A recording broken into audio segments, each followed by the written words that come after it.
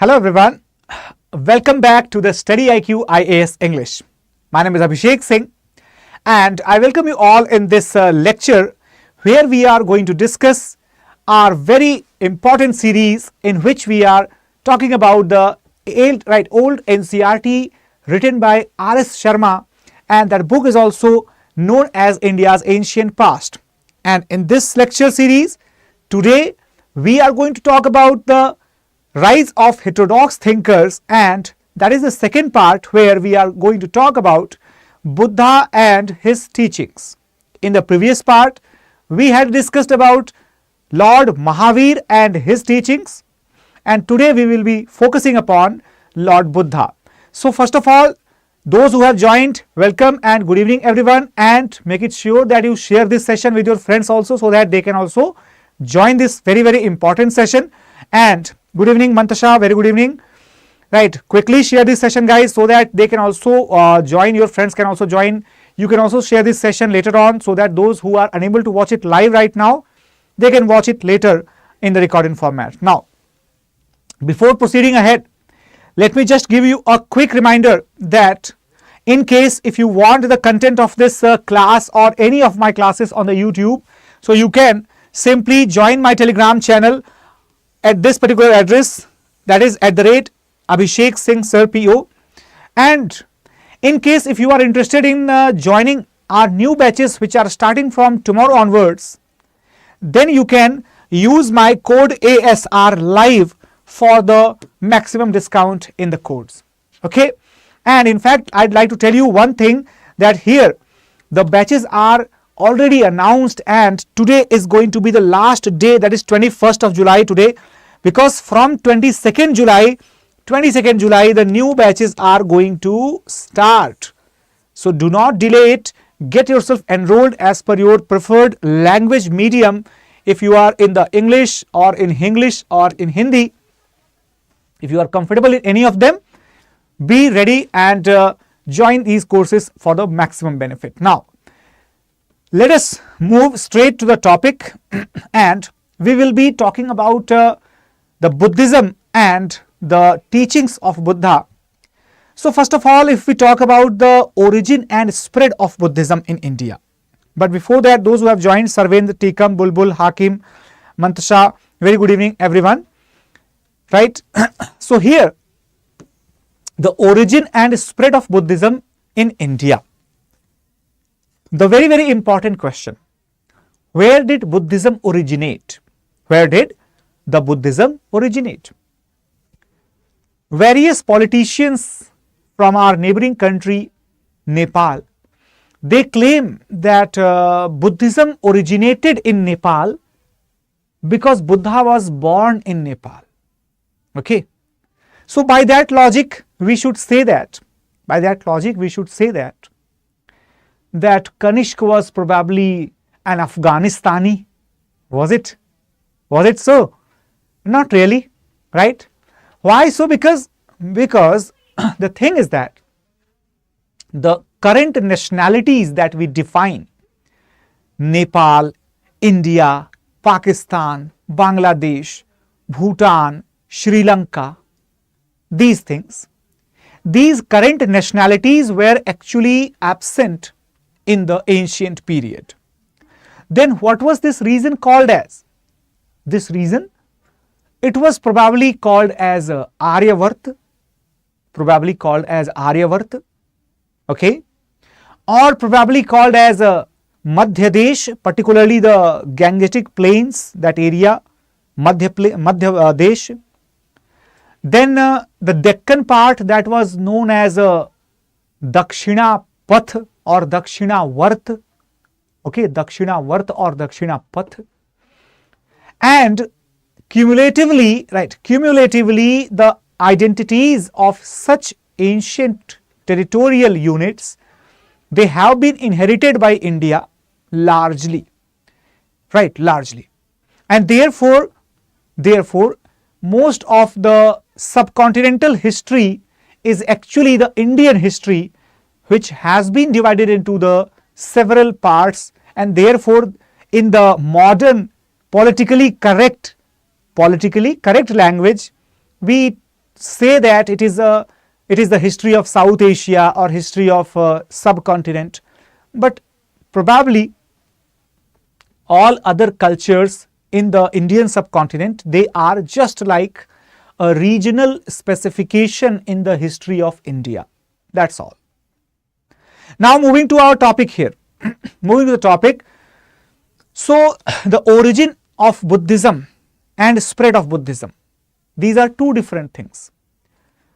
Buddhism at large, it was the part of the same ideological revolution and the same current of the ideological expansionism during the 6th century BC, which was largely influenced by the economic and socio-religious features prevalent during those days, where the economies were largely driven by the cattle rearers.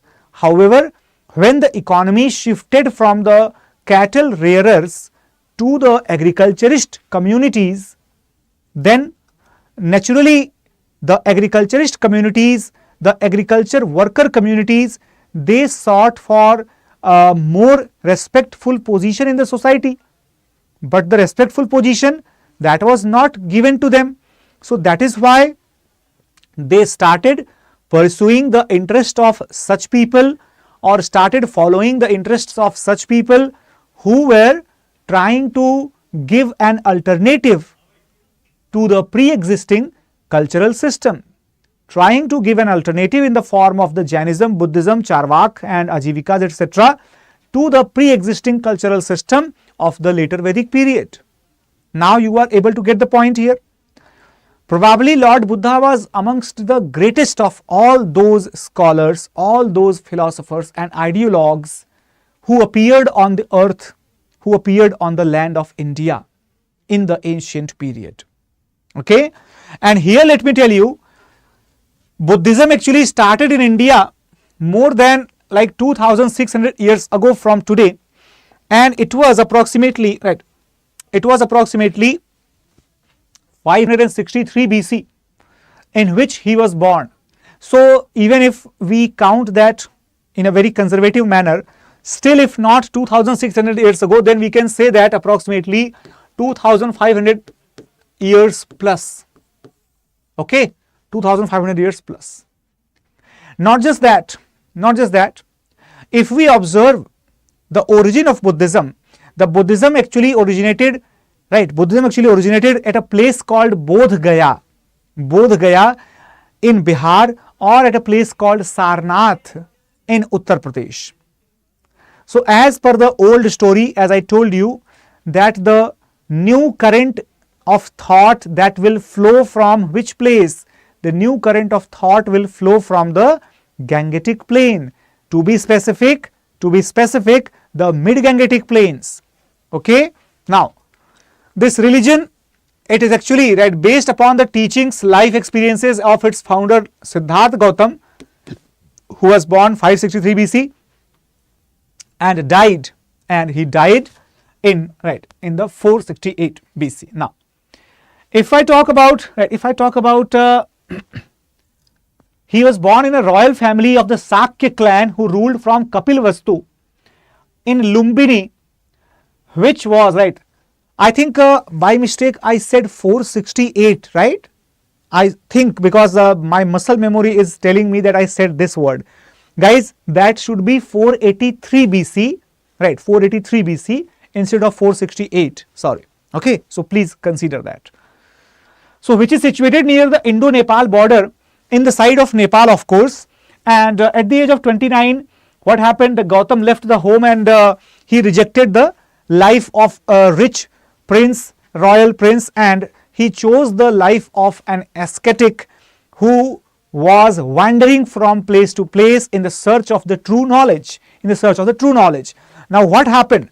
In the search of true knowledge, Lord Buddha, who continuously kept roaming from one place to other place, we all are aware about it. We all must have heard that story. Do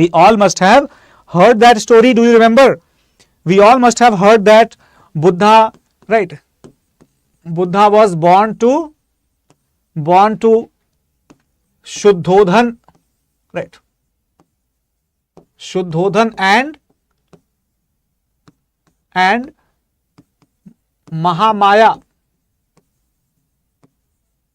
And soon after his birth, what happened? Mahamaya, she died, right? She died soon after the birth.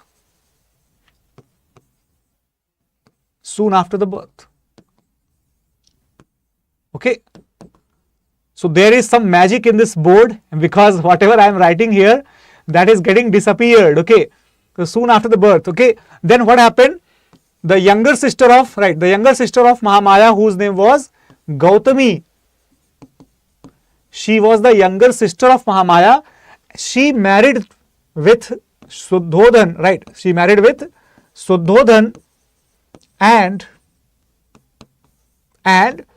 both of them, right? Both of them, they nurtured Siddharth. Okay, nurtured Siddharth. Wow, that's amazing, man. Because whatever I am writing here, that's simply getting disappeared and getting repeated somewhere else. Right? So they together nurtured and reared Siddharth. And what happened? Afterwards, when Siddharth was like 16 years old, okay, 16 years old, Siddharth got married to Princess Yashodhara. Okay, Princess Yashodhara. We all are aware about it. Okay, we all are aware about it. He married to Princess Yashodhara. Afterwards, she also begot him a child, a son whose name was Rahul. Okay. Actually, the name was Rahu. In Prakrit Pali, in Pali language, this became like Rahul. It was originally Rahu. Okay.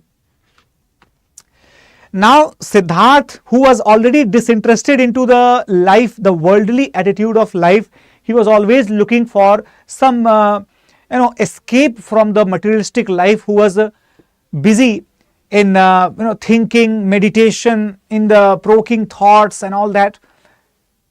His father was worried about him, because his father was actually told by a very famous, very well-known monk of his time, that your son will become either a great ascetic, great sage, or will become a Chakravartin Samrat.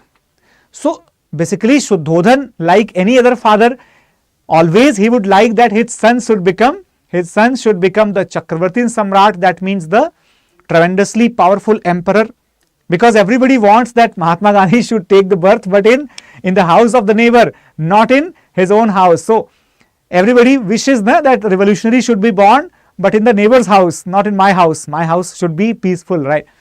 So Shuddhodhan also wanted that Siddharth should become a peaceful and great king like him, not like any other great sage or something. Nobody wanted that. However, there is a very famous incident, as you might be aware, that on four different occasions, what happened?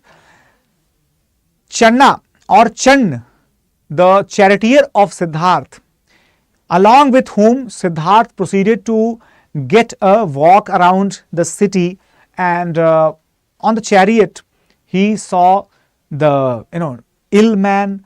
After that he saw an old man, then he saw a dead body, and then he saw an ascetic.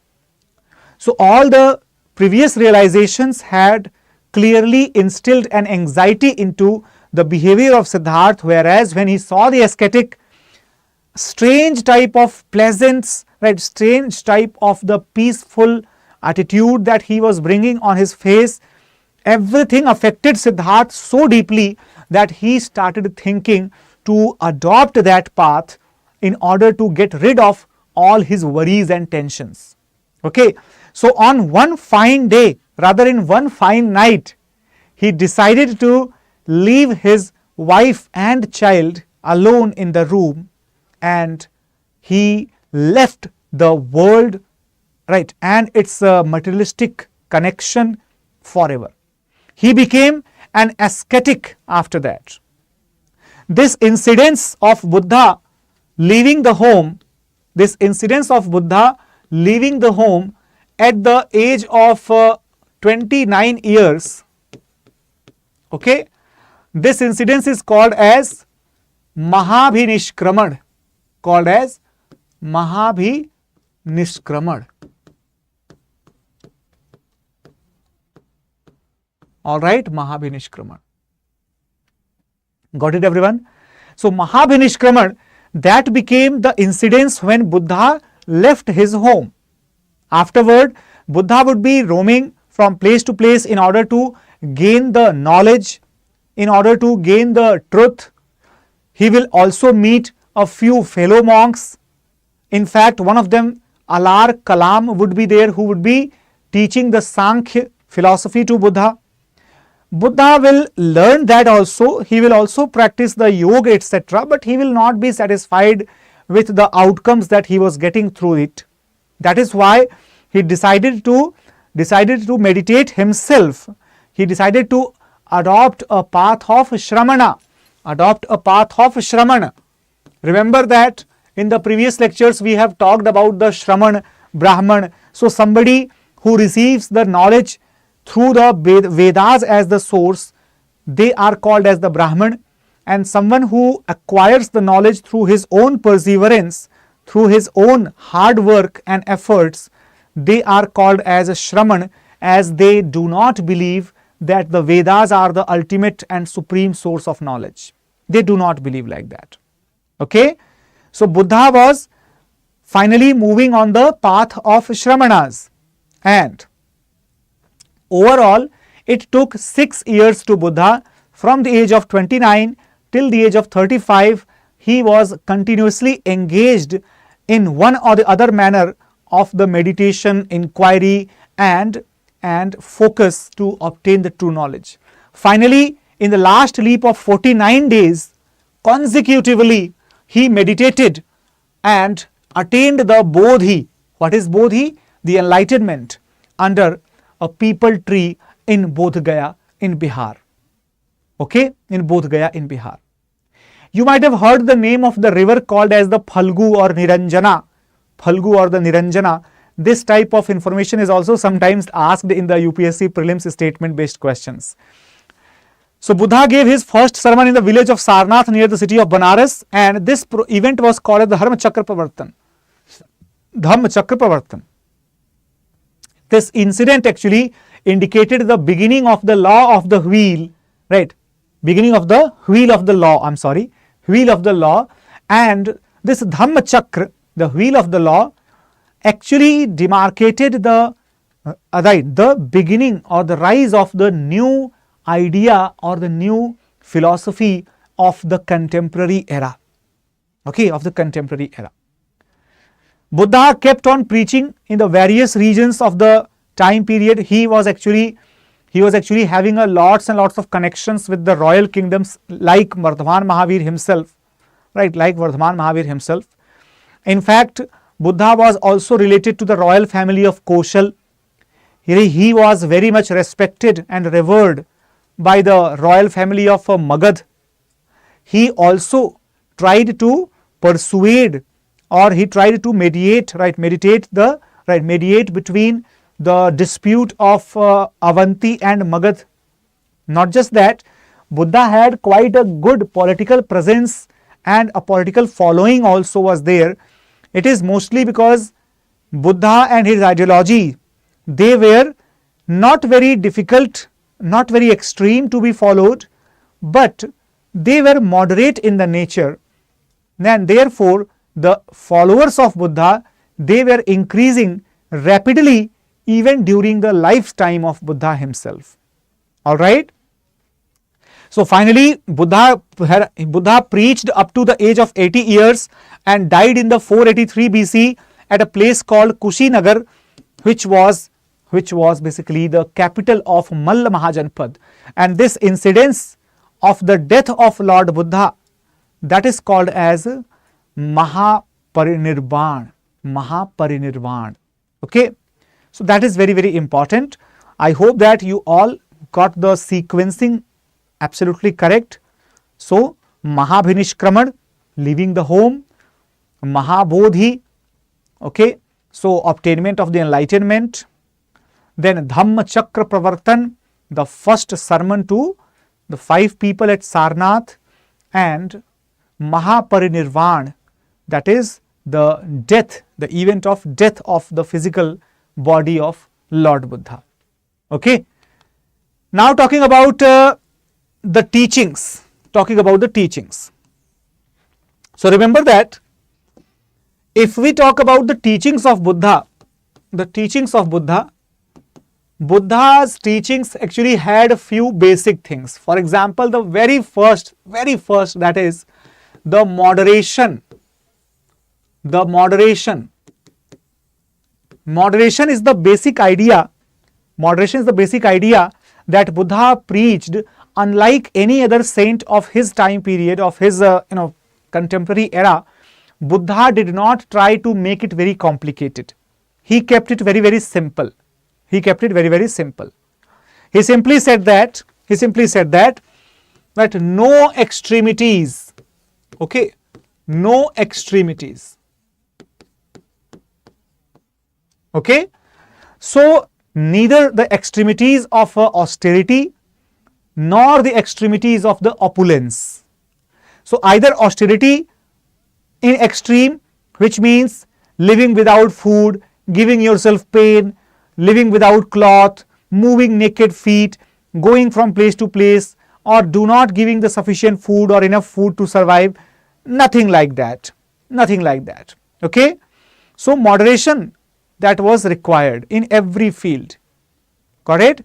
So after that, neither extreme austerity nor extreme opulence. Okay. Neither austerity nor opulence. So here what happened, if you are thinking that being a Bodh, you will be having a luxurious life, you will be having a tremendously rich and fabulous life, you will be allowed to enjoy each and everything under the sun, not like that also. So here the middle path philosophy, or the moderation, that is also known as the middle path philosophy, that was the primary identity of Lord Buddha's teachings. Okay, the middle path philosophy. All right. After the middle path philosophy, the second thing that Buddha was concentrating upon, that he talked about the practical and worldly problems. He focused upon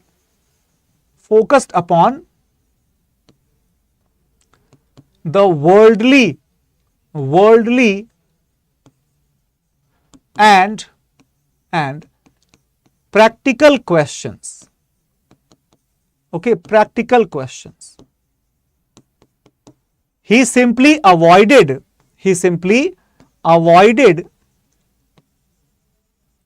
the questions about God, questions about soul, etc. Okay, he did not focus upon the other worldly nature of questions. He did not say that there is a God or there is no God. He completely remained agnostic about the presence of God. He simply said that let us focus upon the problems which are prevalent right in front of our eyes. That is more important than fighting or finding a God. Okay, than finding a God. So here we can see that Buddha was very practical in his approach, and he focused on the people and their issues, the surrounding people and their issues, so that the word to word publicity or word to mouth publicity, that became extremely crucial factor for Buddha, and his fame started spreading in far and distant directions. His fame was spreading rapidly and very fast, in fact. Okay, because the questions like God and soul, etc., were completely skipped with the questions like why are you sad, know the reason of your unhappiness, know the sources of your happiness, know that how do you exactly do the work in such a way that even you are happy and everybody else is happy. So very practical approach that he had adopted. This benefited him a lot in the long run of the Buddhism. Okay, in the long run of the Buddhism. Got it, everyone? So moderation, then focused upon the worldly attitude and practical questions, and he avoided the God, soul, etc., that we have learnt up to this point. Okay, everyone? Now, he divided his basic teachings, right? He divided his basic teachings into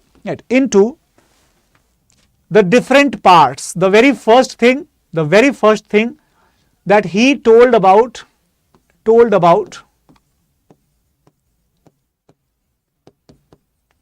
the facts. Okay, that is, he told about the Four Noble Truths. That is the Chatwari, right? Chatwari Arya Satchani. Chatwari Arya Satchani. In these Four Noble Truths, what was his teaching? He said that there are Four Noble Truths such as the following, called as Dukh, okay, Dukh, called as Samuday, okay, Samuday, called as Nirodha, and Magga. This is basically meaning, this is having the meaning called sorrows. Okay, sorrows. This is called as the root cause of sorrows. This is the prohibition of sorrows. Okay, and this is the path of prohibition. So overall we can say that Buddha was very honest, and he admitted the Four Noble Satchani or Four Noble Truths. That is the first one, acceptance, that yes, there are problems are there. Second is the acceptance, and second is the root cause. So he said that the desires are the root cause of sorrow.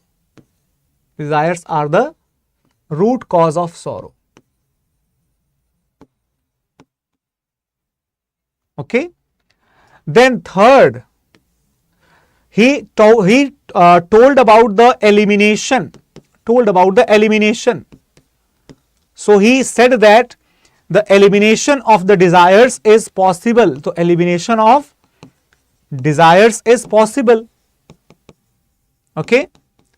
And after that, he told about the exact path or the exact method of elimination. Okay. So he told that this elimination of the desires or desires can be conquered, right, through the eightfold path. Okay. So this eightfold path that has to be followed in order to conquer the desires, that was basically told by Buddha, and this led to the establishment of the Four Noble Truths. After that, what happened? After the Four Noble Truths were told, then Buddha also instructed about the 5 control behaviors, 5 behavioral controls or behavioral practices on which everybody has to follow, on which everybody had to walk upon, and everybody must abstain. Everybody must abstain from the violence, from the stealing, sexual misconduct, lying or gossip, taking the intoxicant substances like drugs or the drinks. Now guys, can you get a little message here? What was Buddha trying to do? Buddha was actually trying to resolve the question that was before the society, before the contemporary society. Isn't it, everyone? What were the problems? What were the problems of that society in which Buddha was living? Buddha was actually living in that society where the people were indulged into the violence, the people were doing a lot of stealing, they were grabbing the resources from the other kingdoms, other countries, the people were busy in doing the sexual misconductance, the different types of the marriages, in fact the extortions, kidnappings in the name of marriages, abductions, forceful abductions in the name of marriages, they had started. For example, Asur Vivah or Peshach Vivah, etc. These were the nothing but the forceful marriages, right now. So sexual misconductance was also a big problem. Then lying or gossip, mostly done by the contemporary preachers in order to get more preference at the royal courts and therefore more money in the form of the donations and charities during the sacrifices or the yagyas.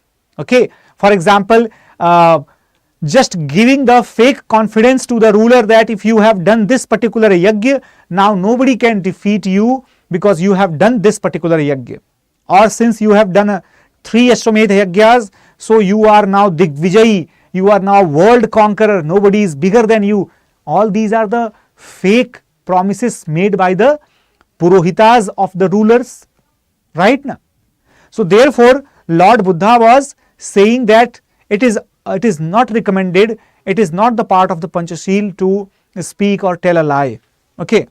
Then taking the intoxicant substances, guys, remember the Sura, right, the Som and Sura. Som, that was basically a mildly intoxicating liquor which was consumed by the Devas or the deities, whereas the demons or the Asuras, they used to consume the Sura. It was nothing but, you can say, the intoxicating drink which was obviously having alcohol, and under that influence the people were getting violence. These small feuds of the violence sometimes resulted into the huge warfares, thus causing the damage to economy, society, prosperity, everything. Therefore, now you can understand it very well that the Panchashil of Buddha, they were far more practical and far more applicable than the Panch Mahavratas of the Jainism during the time period of the 6th century BC. Right, everyone? During that time period. So in the fourfold, right, in the Four Noble Truths, he told about the Eightfold Path, which was the last part, that the path that should be followed in order to get rid of the cycle of the birth and rebirth completely. Okay. So these Eightfold Path, they include, right, the division of wisdom called as the Pragya, okay, called as the Pragya Skandh.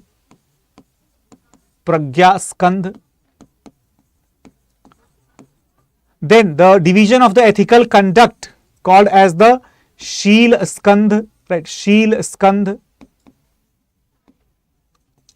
Then the division of the mental discipline called as the Samadhi Skandh. Samadhi Skandh. So here the Noble Eightfold Path, that is divided into that is divided into the three different segments. First of all, you have to develop your mindset, okay? Then you have to develop your behavior. That means here the mindset is basically thought process. Mindset is basically the thought process, okay? Thought process. Here the behavior, and here after you have developed your thought process and your behavior, then you are able to control your emotions, control your mind, control your focus, everything, and that would be leading to the following of eightfold path, that is right understanding, right thought, right speech, action, livelihood, effort, mindfulness and livelihood, okay?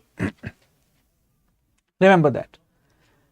So here, right here, I think it should be right concentration, right concentration. Okay, right concentration. All right. So overall we can say that there are total 8 different noble paths, 8 different noble paths. This noble path does not seem very easy to be followed, to be very honest, because it is very difficult for many people, right? Very difficult for many people to continuously follow these noble paths. However, this is again very important to understand that these noble eightfold paths, they were much easier than doing the innumerable sacrifices, then following the extreme penance and difficult methods of Jainism. So overall, Buddhism started gaining popularity very quickly, very quickly. All right, and once it started gaining popularity very quickly, then we all are aware that the people, they will start following Buddhism, and very soon Buddhism will have the formal, the official structure of its followers, and the structure or the body of the followers of Buddhism, that was called as a Sangha, okay, called as Sangha. In fact, the Sangha, Dhamma and Buddha, okay, so Dhammam, Sangham, okay, this is 1, this is 2 and this is 3. These 3 became what? These 3 became the 3 refuges of Buddhism. Remember that, 3 refuges of Buddhism. So they actually became popular as anybody whosoever was getting, he was getting completely devastated due to the typical lifestyle of the later Vedic period, or due to the difficult and painful situations that he had to bear under any other religious thought. It was all open for such people, right? It was all open for such people that they had the option to take the shelter of Dhamma, Sangha and Buddha. So 3 shelters: Dhammam Sharanam Gacchami, Sangham Sharanam Gacchami, Buddham Sharanam Gacchami, right? So this is what we have continuously heard since then. Okay everyone, the followers of Buddhism, what did they do? That they were continuously getting the membership of the Buddhist monasteries called as a Sangha, and they were rapidly spreading the Buddhism to the different parts of the country.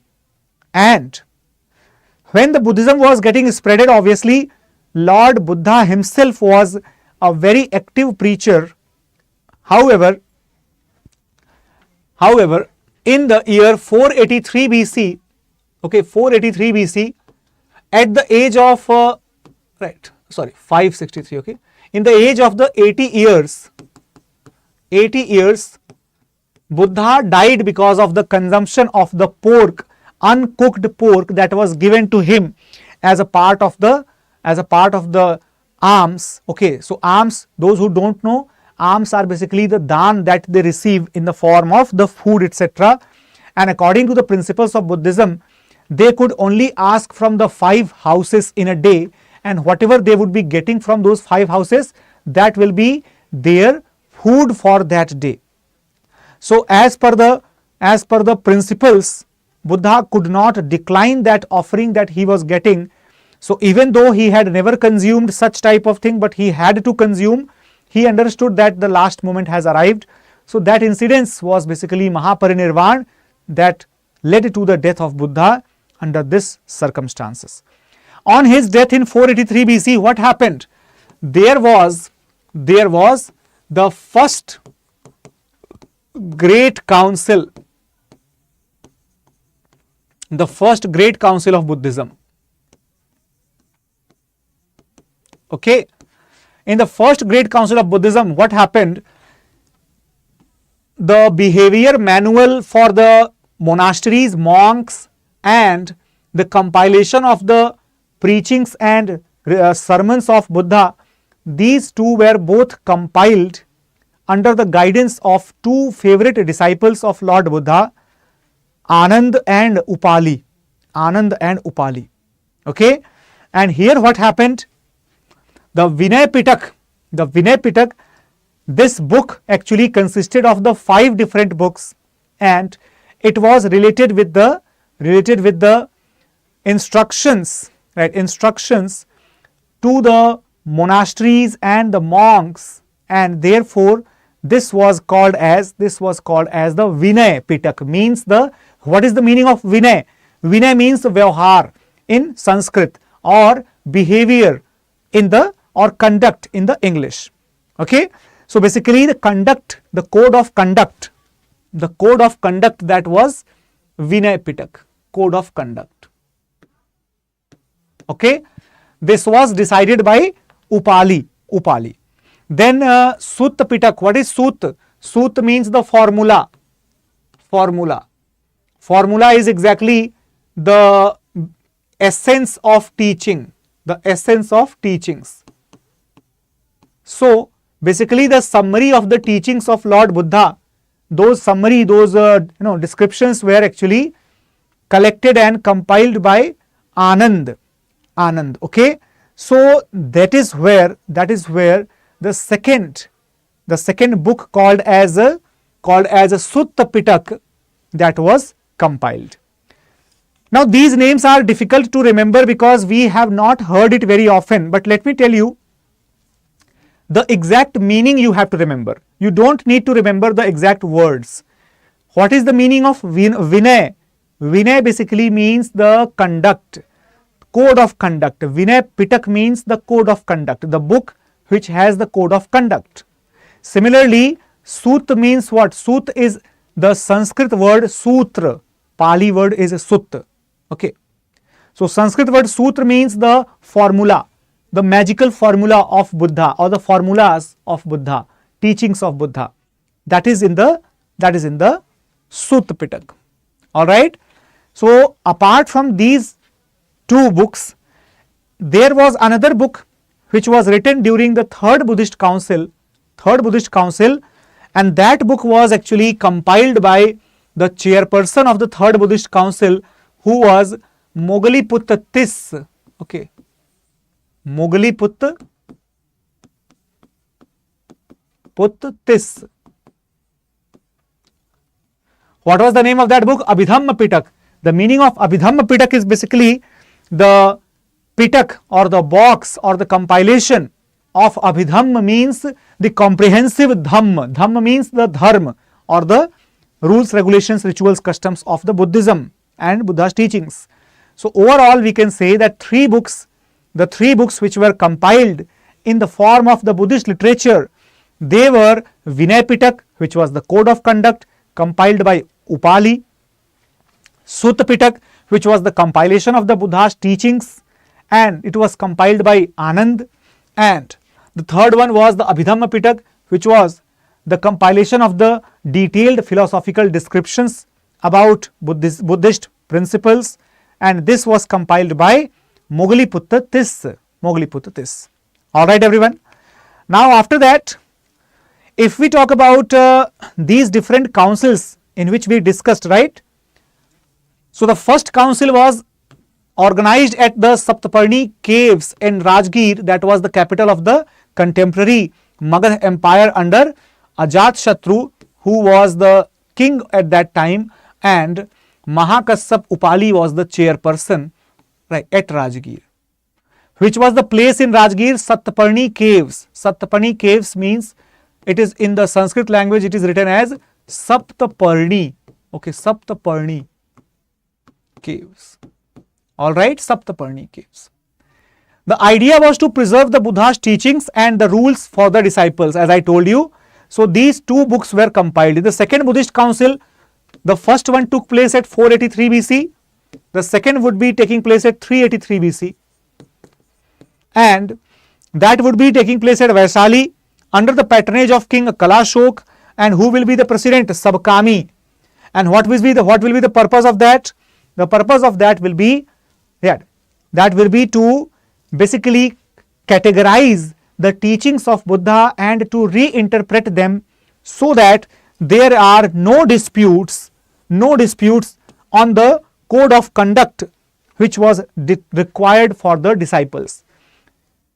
This portion important for the mains or for the prelims? My dear, Buddhism is that particular topic which is equally important for the mains, for the prelims, and even for the interview as well.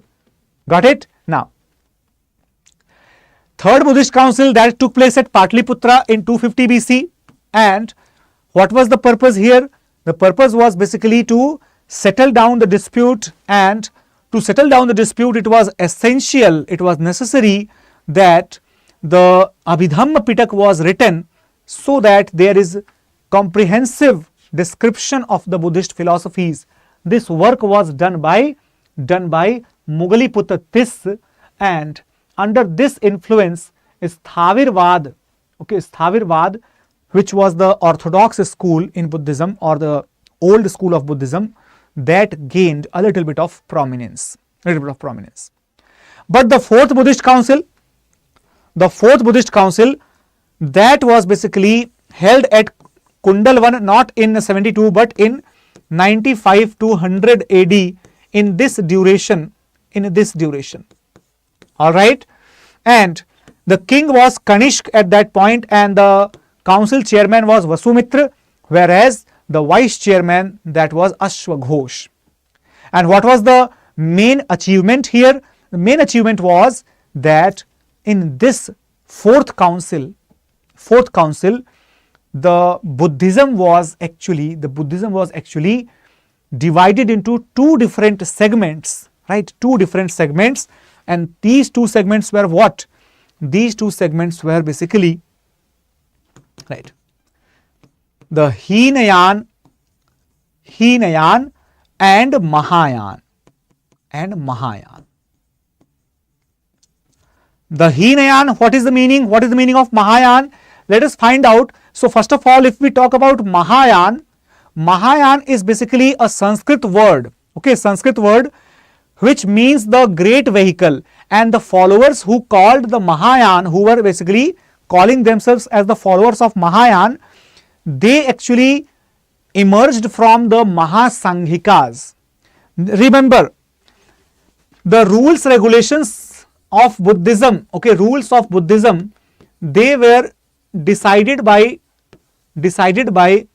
the democratic system of majority of the monks of monastery. The other method was, that is, to decide on the basis of the interpretation of teachings, right? Interpretation of teachings of Buddha. Okay. So what was the result? What was the result of that?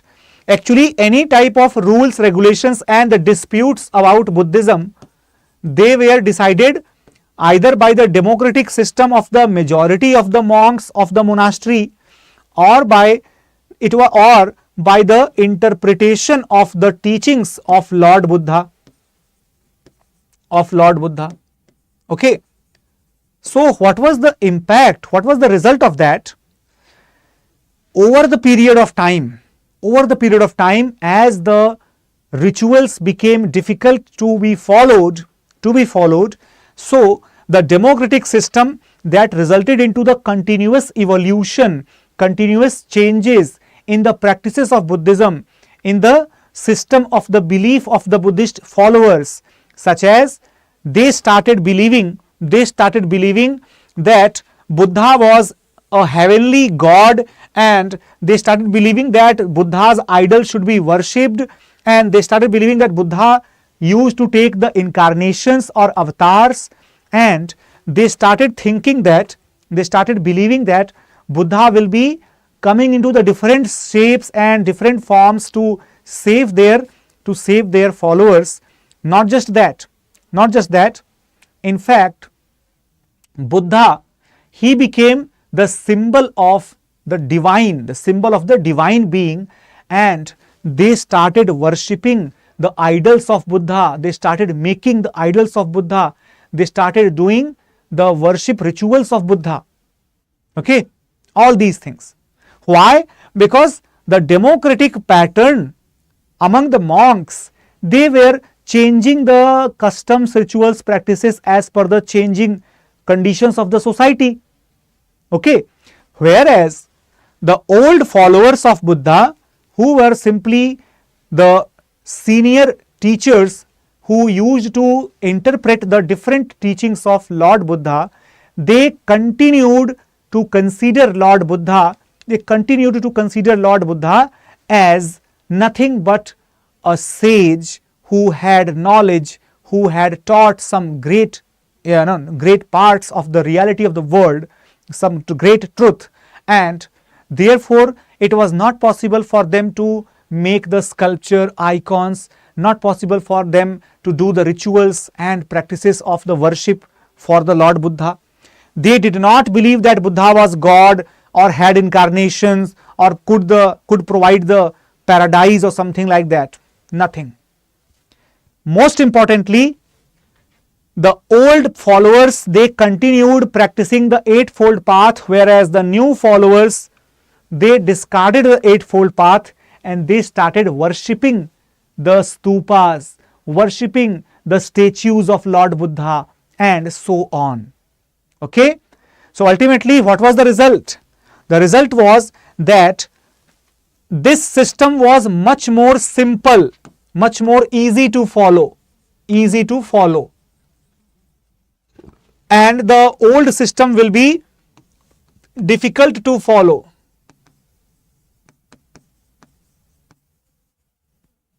Right? So the system that will be easier to follow, definitely that system will become more popular, and particularly started in northern India, Kashmir, and spread it into the East, Central Asia, East Asia, some areas of Southeast Asia, China, Korea, Tibet, Japan, all these areas, they had the Mahayana school, right? They had the Mahayana school. After that, what happened? Avalokiteshwar, right? If you see Mahayana school, they believed in the different bodhisattvas, remember, right? Who were the bodhisattvas? The avatars of, right, avatars, who were able to attain the salvation, attain the nirvana, but they were sacrificing it for the welfare of their followers. Okay, it is like if a god is having some power, so he is giving the boons to his bhakt, to his admirers. So all the concepts was exactly the same, right? Avalokiteshwar, the bodhisattva of kindness; Manjushri, bodhisattva of wisdom; Vajrapani, bodhisattva of power; Amitabh, bodhisattva of the infinite light; Kshetigarbha, bodhisattva of purification; Padmapani, the bodhisattva of beauty and lotus basically; then Maitreya, the future Buddha. And this question was asked in the UPSC prelims examination. Okay, similarly, Pragya Paramita is also written here. lords of the mind. Even this question was asked in the UPSC prelims examination. Got it, everyone? So we got to see the difference between Hinayan and Mahayana. Hinayan said that Buddha was a teacher. Mahayana said that he was a god. Hinayan said that Buddha was simply worshipped with the help of the symbols. Mahayana made the idols. Hinayan said that it was dependent upon the previous birth, the merit and demerit. Mahayana said that this can be strengthened through the rebirth. That means if we do worship, etc., maybe we can strengthen our punya. Then merit cannot be transferred from one person to the another person as per the Hinayan, but as per the Mahayana, the Bodhisattvas can transfer the merit from them to the followers. And there were very few rulers who supported Hinayan, but the Mahayana was supported by lots and lots of rulers. And let me tell you that the Hinayan branch, it was actually popular in countries mostly in the southern, Southeast Asia, like in Cambodia, Laos, Myanmar, Sri Lanka, Thailand, etc., etc. Okay, so that is a very, very crucial part that you have to keep in the mind. Now, talking about a new sect of Buddhism that emerged during the 7th, 8th century in the region of Bengal, and migrated from Bengal to the region of Tibet. The location where it emerged, that location was Vikramshila University. Vikramshila was the center of Vajrayana. So today the Tibetan Dalai Lama is the follower of the Vajrayani sect, which evolved over the period of time and later became famous as the Tibetan Buddhism. So they are basically the Tantric Buddhists, which was inspired from the Shaktism, or the followers of the female goddess, mother goddess of Hinduism. Okay. So basically they had their own specific customs and rituals, very complicated and very much esoteric, right? Very much esoteric kind of practices used to take place, right? The most important were the Panchamakars. Panchamakars, which were accepted by the Shaktism, were also accepted by the Tantrism or Vajrayana. Okay. What is the meaning of that? Panchamakar, that is basically Mans, okay, that is basically Matsya, Madira, Meen, Mathun or Mudra, right? So these are basically 5 essential M's which were considered sacred and as a part of the ritualistic customs in the Shaktism were also adopted by the Tantric Buddhism. Got it? This clearly indicates the degradation and the rise of exclusivism in the Buddhist tradition, and the same Buddhism which was established for removing the complicated rituals, customs and unpopular practices, those same practices had now entered into the Buddhism and started corrupting Buddhism, which led to the decline of Buddhism from the position of prominence to the extremely poor condition in the Indian subcontinent. Okay, so the contribution to the Indian culture, guys, remember that Buddhism has provided the concept of ahimsa, right, similar to the Jainism. Then the contribution to the art and architecture has been unparalleled, particularly in the sculpture art, in the idols and stone statues, etc., stupas and other sculptures. They were all inspired from the Buddhism. Ajanta, Ellora, the cave paintings, etc., everything. Then education through the residential universities. So even in the Nalanda and Vikramshila, you can see, apart from that, Somapura, Jagatdara, right, Odantpuri, all these places are very important. Takshila, however, was not related to Buddhism. Okay.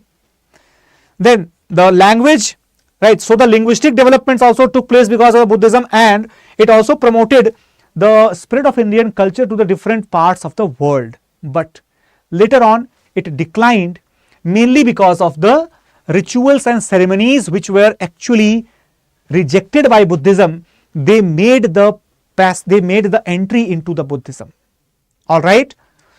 Afterward, they also started supporting and preaching as well as writing into the Sanskrit language, which was not the language of the masses, and therefore it also led to the decline of the popularity of Buddhism.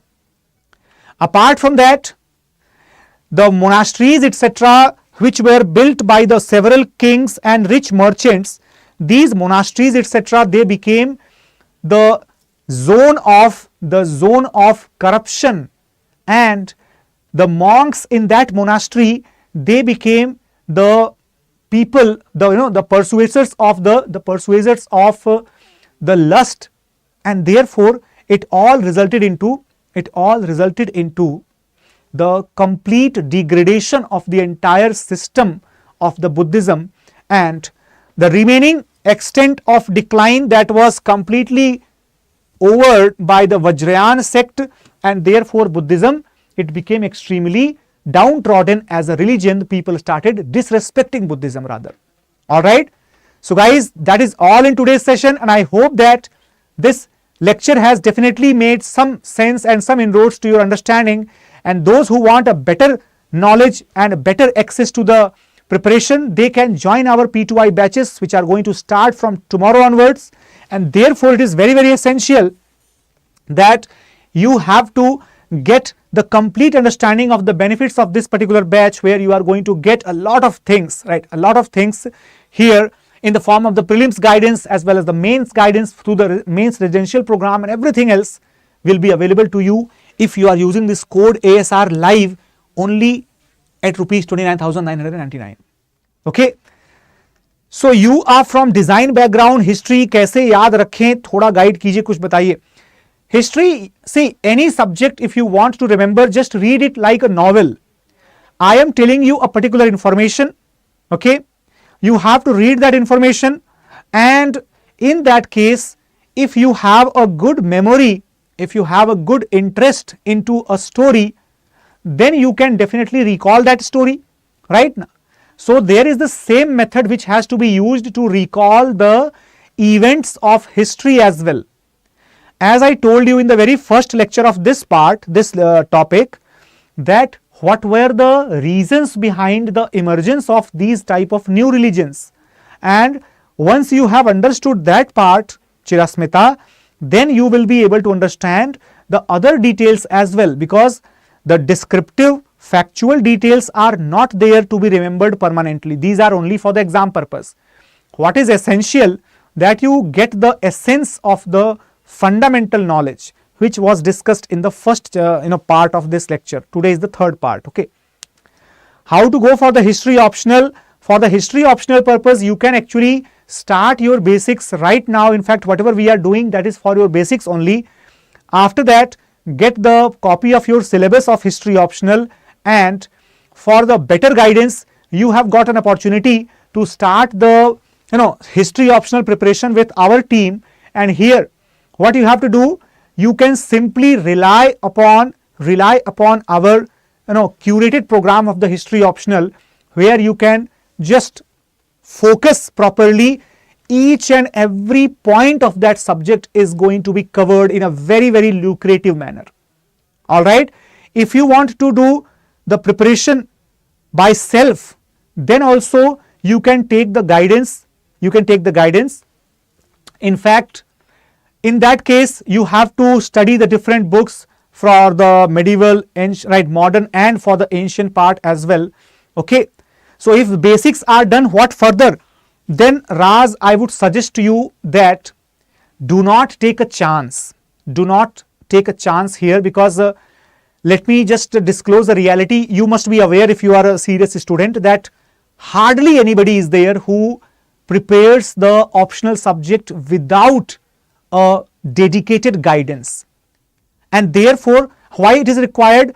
Because if you get a dedicated guidance, then you exactly know that how to present the knowledge that you have. So in order to gain the knowledge, first thing, and second thing, in order to present the knowledge that you have, right? And third, to balance it as per the requirement of the examination. You are therefore suggested to start with our optional batch of history. Okay. Otherwise, in the self-study, you can go through the different books. For example, for ancient part, you can consider the Upinder Singh, all right. And for the medieval part, there are 3 volumes of Satish Chandra that you can go through, all right. For the modern history, you can consult with the B.L. Grover, Alka Mehta, first part from 1757 to 1857, and the second part can be consulted with the Bipin Chandra from India's struggle for independence, all right. So that is what exactly going to help you. Apart from that, we are here to help you always. So thank you so much, guys. Take care, bye-bye, and let's meet in the next session tomorrow. Till then, take care everyone, and Jai Hind.